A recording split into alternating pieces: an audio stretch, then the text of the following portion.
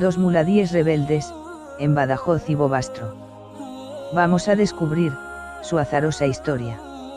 Abd al-Rahman ibn Marwan al-Djilliki y Omar ben Hafsun fueron dos infieles que plantaron cara al poder reinante en el siglo IX. Muladí es la palabra árabe que define al infiel que abraza la religión maometana y que, igual que ocurriera en la zona cristiana de la península ibérica, durante varias generaciones eran vistos con mucho recelo y no despertaban ninguna confianza.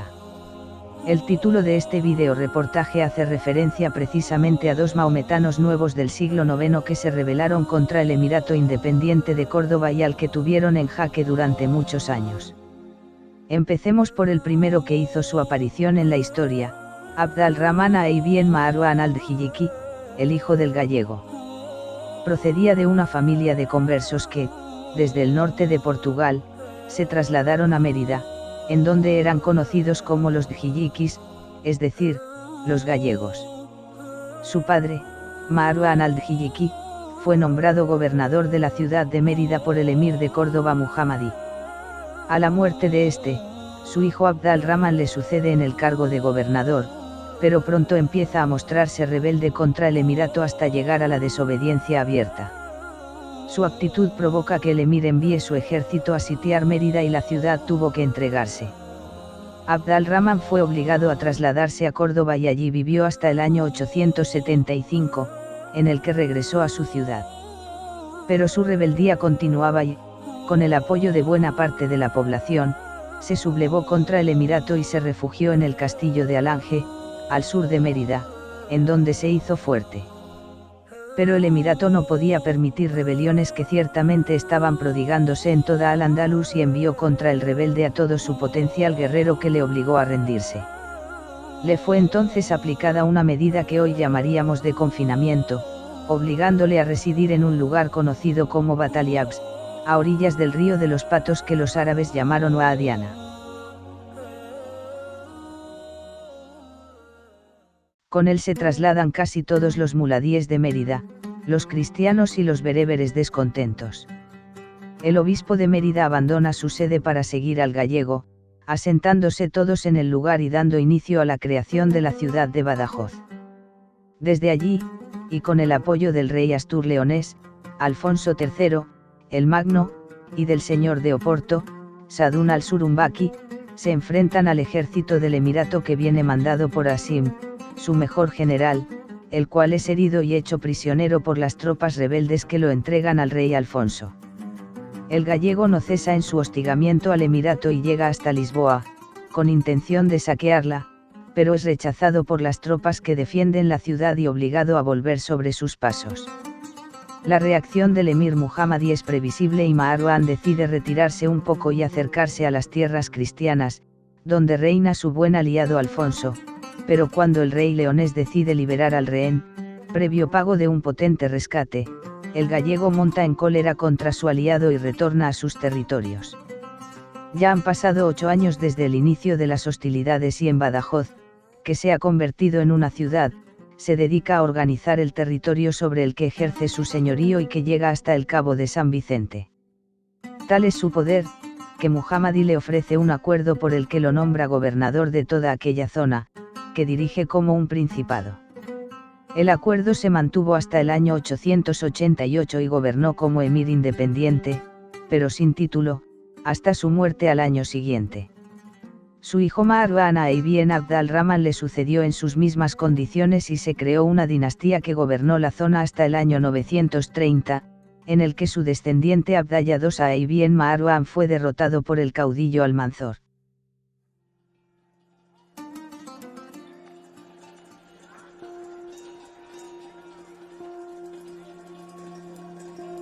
La otra historia, corre suerte paralela. Aunque comienza posteriormente, termina un año antes que esta. El desconocido reino de Bobastro. Bobastro fue una ciudad fortificada medieval que se asentó durante los siglos IX y X en el norte de la provincia de Málaga, en la serranía de Ronda, a algo más de 5 kilómetros al noreste de la población de Ardales. Está situada en las inmediaciones del desfiladero de los Gaitanes, sobre una gran meseta de arenisca sobre el río Guadalhorce conocida como Mesas de Villaverde. Toda esta zona se caracteriza por su espectacular paisaje, con gran cantidad de vegetación, profundos barrancos, altos tajos y caminos estrechos. Fue construida en el año 880 por Omar ben Hafsun en un lugar inexpugnable para ser centro de operaciones y refugio en su rebelión contra el poder musulmán de Córdoba. Además estaba rodeada de un grupo de pequeñas fortalezas que coronaban los cerros de su alrededor y que también servían para la defensa de la ciudad.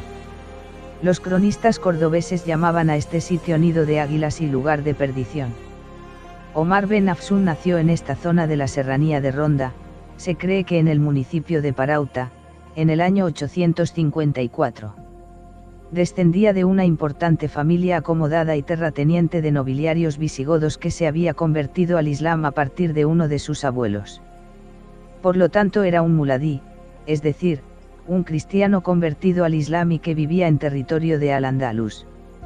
Sin embargo, se convirtió al cristianismo en el año 899 y se hizo llamar Samuel desde entonces. El origen de cómo se convirtió en un rebelde, parece que está en un incidente que siendo joven le ocurrió cuando descubrió que un pastor bereber le estaba robando el ganado a su abuelo. Omar ben Hafsun se enfrentó a él, matándolo. Tras este asesinato, tuvo que huir y esconderse de los justicieros bereberes. Junto con un grupo de muladíes como él, mozárabes, cristianos que vivían en territorio de Al-Ándalus, e incluso bereberes descontentos con el poder musulmán dominante, se instala en el año 880 el fortín de Bobastro. También sirvió de refugio a la población que huía del control musulmán. Desde aquí lideró la revuelta y preparó la sublevación para derrocar al poder de Córdoba y su actividad llegó a preocupar bastante a su enemigo. Fue la rebelión más importante a la que se enfrentó el poder musulmán durante sus 8 siglos de estancia en la península ibérica. De hecho estuvo cerca de conseguirlo y por tanto de cambiar la historia tal como la conocemos.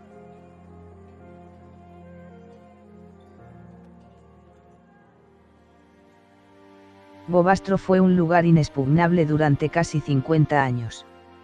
La rebelión se extendió en el tiempo con el gobierno de 4 emires musulmanes, Muhammadi, Al-Mundir, Abdallah, y Abderramán III. Omar ben Hafsun era considerado un gran líder y estratega militar, a lo largo de una complicada serie de batallas, avances, retrocesos y acuerdos con el poder, incumplidos todos por alguna de las partes, llegó a ocupar gran parte de Andalucía, en muchas áreas de las provincias de Málaga, Granada, Cádiz, Jaén, Sevilla y Córdoba. Un hecho importante fue su conversión al cristianismo en el año 899, que le hizo perder apoyos, tanto de muladíes como de bereberes, y por tanto también territorios. Con la subida al poder de Abderramán III en el año 912, el territorio de Bobastro fue perdiendo gran parte de las fortalezas conquistadas y su situación fue cada vez a peor. Omar ben Hafsun murió en el año 917 y aunque sus hijos continuaron la causa de su padre, no pudieron conseguir su propósito y Bobastro finalmente cae en el año 928. La fortaleza fue rendida por su hijo menor a las tropas dirigidas por Abderramán III después de 6 meses de sitio desde una colina cercana. Se sabe que Abderramán III estuvo en el momento de la conquista de Bobastro, arrasando la ciudad y sobre todo las iglesias que el rebelde había construido. Hizo desenterrar el cadáver de Omar ben Hafsun, que fue colgado en una de las puertas de entrada de la ciudad de Córdoba junto a la cabeza de un cerdo. En el año siguiente a la caída de Bobastro, el año 929, Abderramán III dejó de ser emir y se hizo proclamar califa, es decir, pasó de tener el máximo poder político a también tener el máximo poder religioso. En la ciudad son reconocibles restos de numerosas edificaciones, canalizaciones de agua, aljibes, silos, necrópolis, viviendas en cuevas o excavadas en roca, iglesias, murallas, torres de vigía, alcázar, etc. Uno de los lugares más emblemáticos es la iglesia rupestre excavada en roca. Está realizada a finales del siglo IX o primeros del siglo X. Bajo el suelo de la nave central, en el costado oeste, se encuentra la entrada a una cripta, sin terminar, horadada debajo de la iglesia, En esta cripta fue posiblemente enterrado Omar ben Hafsun. También contiene un amplio patio en el que se conserva tallados un aljibe y otras edificaciones de servicio, como almacenes. Está rodeada de otras estructuras como silos y una pequeña necrópolis. Está realizada en una única gran roca de arenisca y se conserva parte de sus 3 naves. Es la única muestra arquitectónica conocida de construcción puramente mozárabe, puesto que se trata de un templo levantado por la comunidad cristiana en el territorio de Al-Ándalus durante el dominio musulmán. La iglesia aún no se había acabado completamente cuando la ciudad fue conquistada y semidestruida por las tropas cordobesas. Esto se comprueba por ejemplo en los arcos de herradura de la nave superior, que se quedaron a medio tallar. No obstante, se sabe que el templo se consagró y en él se celebraron actos litúrgicos. Estaba situada en un entorno próximo a la urbe, en la cara oeste de la montaña, relacionada con la comunidad religiosa protegida por Omar ben Hafsun. Formaba parte de un recinto cuadrangular que albergaba a los monjes. Un convento ejecutado por y para la comunidad religiosa. Se calcula que pudieron habitar en este lugar unas 2000 personas a finales del siglo IX. En Bobastro quedan todavía muchos restos por descubrir. Hasta ahora se ha excavado una pequeña parte de todo el conjunto arqueológico. Sin embargo, con el embalse del Tajo de la Encantada, construido en esta zona en el año 1978, ha desaparecido aproximadamente el 30% de los vestigios de esta antigua ciudad-fortaleza. En la localidad de Ardales hay un museo que conserva materiales procedentes de este yacimiento.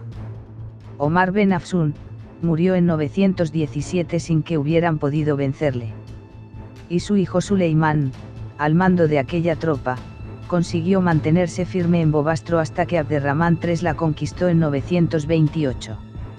La toma de aquella fortaleza y la destrucción del último reducto rebelde, la dinastía de los gallegos, en Badajoz, supuso para Abderramán III una victoria de tal magnitud que fue decisiva para considerarse soberano y convertir el emirato independiente, en Califato de Córdoba, iniciando la época más esplendorosa de la cultura árabe en la península ibérica.